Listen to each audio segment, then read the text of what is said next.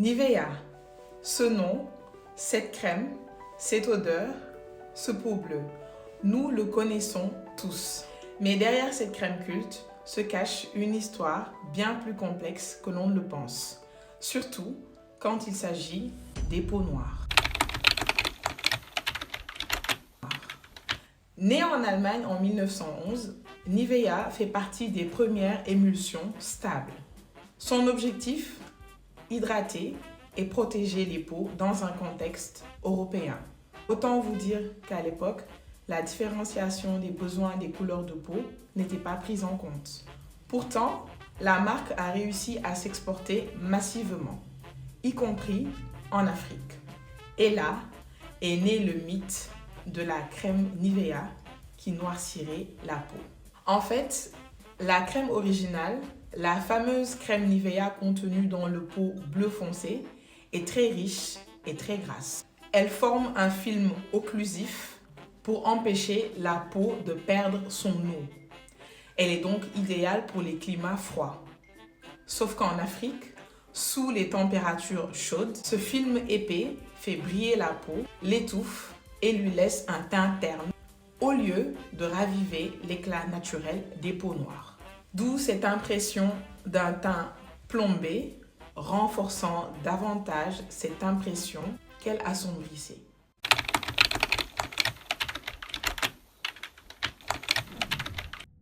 Il faut comprendre que les peaux noires ont des besoins spécifiques, car elles ont plus tendance à être déshydratées, elles souffrent plus d'hyperpigmentation et produisent davantage de sébum que les autres types de peau. Elles ont donc besoin de soins qui nourrissent en profondeur sans les étouffer. Les premières crèmes Nivea étant très riches en graisse, mais assez pauvres en actifs hydratants, n'étaient donc pas adaptées aux peaux noires. Dans les années 90 à 2000, le fléau de la dépigmentation traverse l'Afrique, poussé par des standards de beauté irréalistes. Pendant cette période, Nivea ne se positionne pas clairement par rapport à cette tendance, mais ne propose pas non plus de soins ciblés que les peaux noires pourraient s'approprier.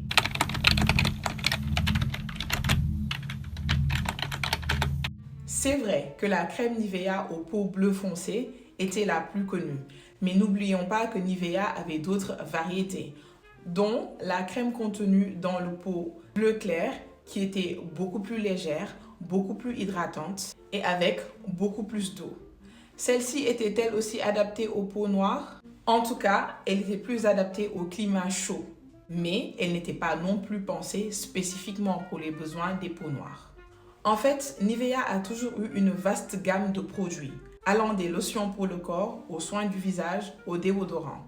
Mais la grande majorité des produits de cette marque étaient plutôt des produits universels, sans ciblage spécifique pour les peaux noires.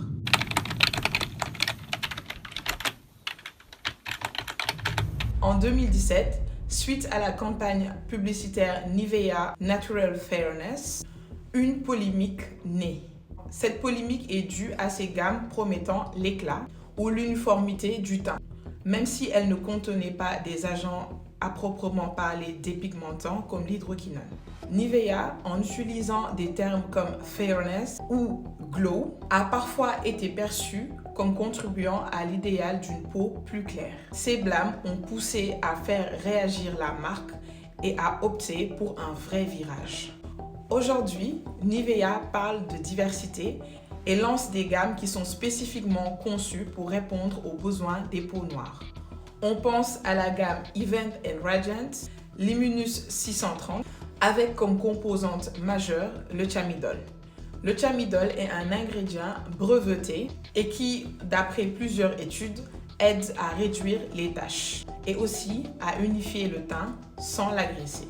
Le marketing est désormais beaucoup plus ciblé. Il utilise un langage axé sur l'éclat naturel de la peau et la réduction des taches, non plus sur le blanchiment de la peau. C'est une tentative claire de corriger les erreurs du passé et de se positionner comme une marque qui comprend et qui répond aux besoins spécifiques des peaux qui sont riches en mélanine.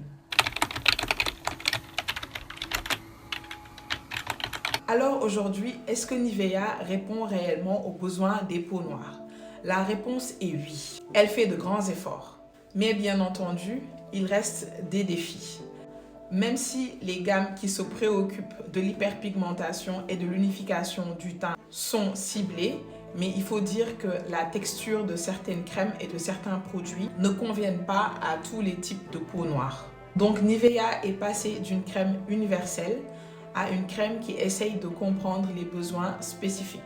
C'est une évolution, mais le chemin vers une adaptation parfaite et une reconnaissance totale par rapport à la diversité des peaux noires est un processus continu. Voilà l'histoire complexe de la marque Nivea, une histoire parsemée de malentendus, de critiques, mais aussi d'un progrès réel. Et vous, quelle est votre expérience avec la marque Nivea? Partagez-moi vos avis en commentaire.